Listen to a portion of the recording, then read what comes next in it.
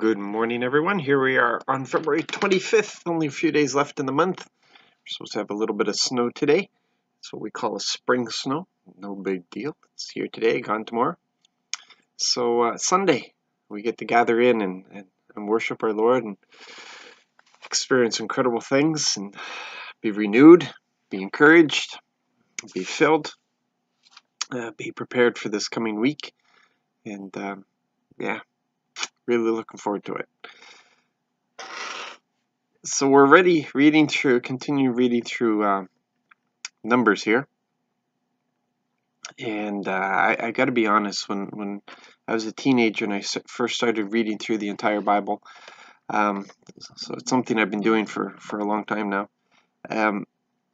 I got to say there were passages that I found very difficult to swallow, to understand, and left me with kind of an odd taste in my mouth concerning God.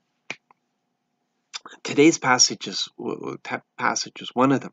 A husband that suspected his wife was having an affair, and there wasn't much that could be proven if there's no evidence, no witnesses.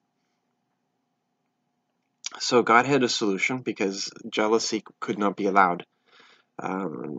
It leads to too much trouble. So here was this thing that they would do. She would have to drink this bitter water that was made up of holy water and dust off the floor and a poisonous ink. And as a teenager, I'd look at this and say, this is unfair. I mean, of course this is going to cause health problems. But I hadn't yet reached that place of maturity, of understanding, that when the priest is praying immunity, it's not just a bunch of words. It's God's system. It's his protection over the innocent. Our Father doesn't want the innocent punished. In fact, that drives him. He just that makes him mad. He gets angry over the innocent having to face injustices. So he had a prayer of immunity, which gave immunity to the innocent, and there was also cursing over the guilty. And the consequences of that was either nothing happened because of the immunity, or barrenness because of the guilt. Now, if you don't believe that, if you don't believe in prayer, then this is going to seem very unfair. It's going to seem like a bunch of mumbo jumbo. It's going to seem like men who was just trying to control women and setting up women for a fall. It's like the Salem witch hunts, which were contrived to always find the people were innocent. And if they died, then they weren't innocent, but they were dead. So what good was it? So yeah. But if you're a person who understands that our God is not limited to the natural ways of this world, that what should naturally kill us will not kill us because He's given us immunity over those things, authority over those things, then you can look at this and say, yeah, this is a fair system. Because remember, if they were caught, if a wife was caught with a man who was not her husband, there were witnesses, then both of those people died. They were killed.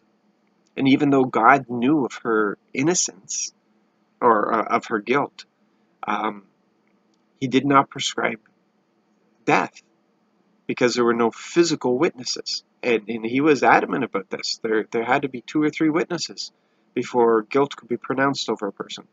Our God always tends towards leniency in these things to give people, to make sure that He'd rather see the guilty go free than the innocent found guilty. Can we put it that way? So in this case, even though He knew of the guilt, He didn't prescribe death. It was, the consequence was barrenness, and that was, at that time, that was second to death for a wife who could not bear children. So we've got to be careful in our judgment of these things, and we need to look to the greater depth of it. We need to understand it spiritually and stop judging these things according to the patterns of this world, the rules of this world.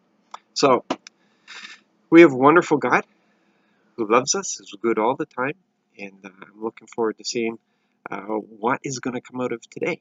Come in with all your troubles, come in with all your baggage, come in with all those things, present them to the Lord. He wants you healthy, He wants you well, He wants you balanced, He wants you filled with His glory, He wants you filled with His power so that He can use you this week, because it is all about influencing this world with the culture of our Lord's kingdom.